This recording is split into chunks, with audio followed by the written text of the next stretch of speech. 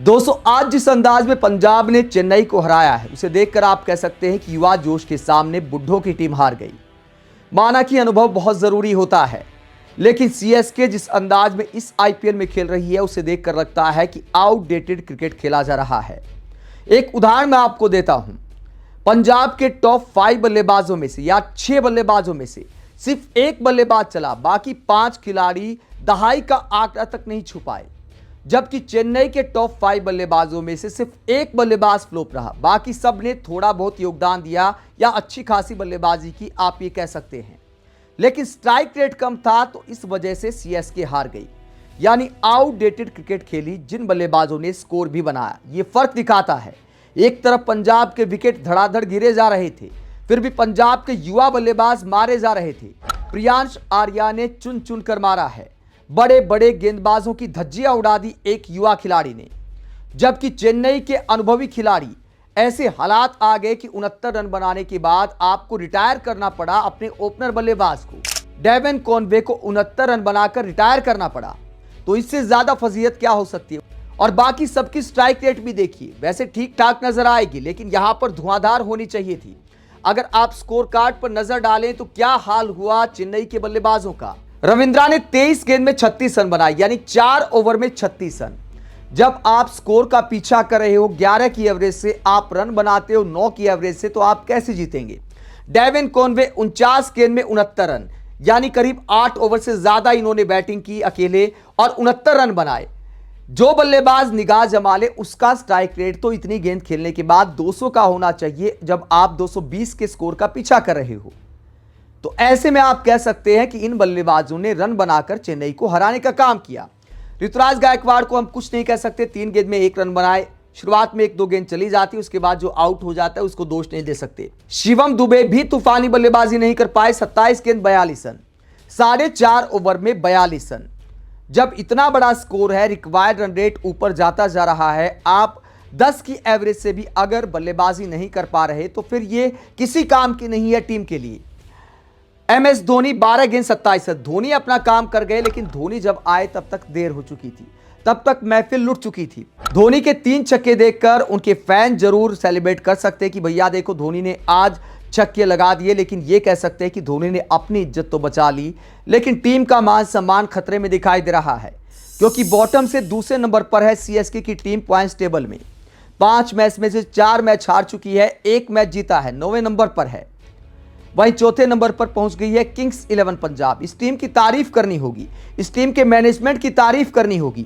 2025 में कैसा क्रिकेट खेला जाता है, इस टीम से सीखना चाहिए चेन्नई के बल्लेबाजों को, चेन्नई के अनुभवी बल्लेबाजों को पंजाब के युवा बल्लेबाजों से सीखना चाहिए। 3 बल्लेबाजों ने स्कोर बनाया है, बीच में 6 बल्लेबाजों के स्कोर एकदम से शर्मनाक नजर आते हैं, उसके बावजूद इतना विशाल स्कोर बन गया, क्योंकि 3 बल्लेबाजों ने जो स्कोर बनाया, उन्होंने कोई प्रेशर नहीं लिया। प्रियांश आर्या 42 गेंद 103 रन, 7 चौके 9 छक्के, चौथा आईपीएल का सबसे तेज शतक लगाया है, 39 गेंद में सेंचुरी लगाई। बीच में 5 बल्लेबाजों के स्कोर आप देखिए, प्रभसिमरन सिंह 0, श्रेयस अय्यर 9, स्टोइनिस 4, निहाल वडेरा 9 रन, मैक्सवेल 1 रन, यानी एक के बाद एक बल्लेबाज साथ छोड़ते जा रहे थे, लेकिन प्रियांश आर्या ने अटैक जारी रखा। यह है मॉडर्न डे क्रिकेट। और चेन्नई के बल्लेबाज जिनके विकेट भी नहीं गिर रहे थे, वो रन नहीं बना पाए, इसे कहते हैं आउटडेटेड क्रिकेट। स्टीफन फ्लेमिंग को इतना बुरा नहीं मानना चाहिए। उसके बाद आप देखिए, नीचे आकर शशांक सिंह, ये मैक्सवेल के आउट होने के बाद आए थे। 5 विकेट गिरने के बाद 36 गेंद में 52 रन इन्होंने बनाए, 2 चौके लगाए, 3 छक्के लगाए। मार्को येंसन 19 गेंद में 34 रन, 2 चौके और 2 छक्के। 3 बल्लेबाजों ने स्कोर किया है और टॉप ऑर्डर में सिर्फ 1 बल्लेबाज ने स्कोर किया है, उसके बावजूद स्कोर बन जाता है 219 रन।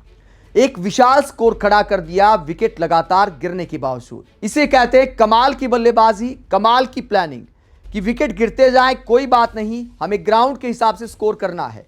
यही स्कोर अगर 200 के करीब होता, अगर 20 रन भी कम होते, तो चेन्नई ये मैच जीत सकती थी। ये पंजाब को पता था। दोस्तों, चेन्नई की पारी में बल्लेबाजी करना और भी आसान था। माना कि बल्लेबाजी के अनुकूल विकेट था, गेंद एकदम से बल्ले पर आ रही थी, बाद में ड्यू भी आई, यानी चेन्नई को इसका भी फायदा मिला। लेकिन बल्लेबाजी में दम ही नहीं है, इंटेंट ही नहीं है, डरे डरे से नजर आते हैं कि यार कहीं आउट तो नहीं हो जाएंगे।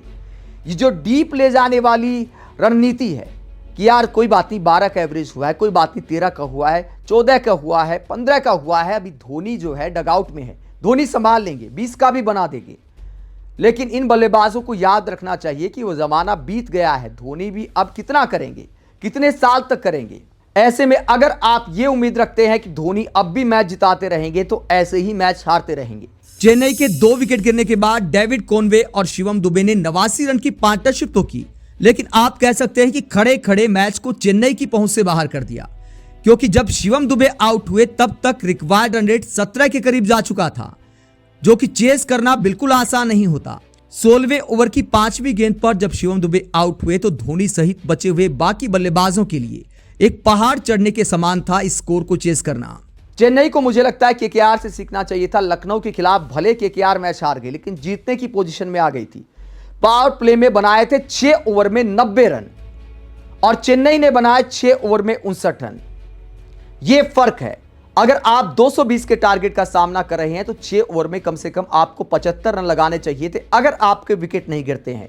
एक भी विकेट चेन्नई ने नहीं खोया और विकेट ना खोने के बावजूद भी जो रिक्वायर्ड रन रेट था उस रन रेट के साथ भी पावर प्ले में बल्लेबाजी नहीं कर पाए, तो फिर आपकी हार बनती है।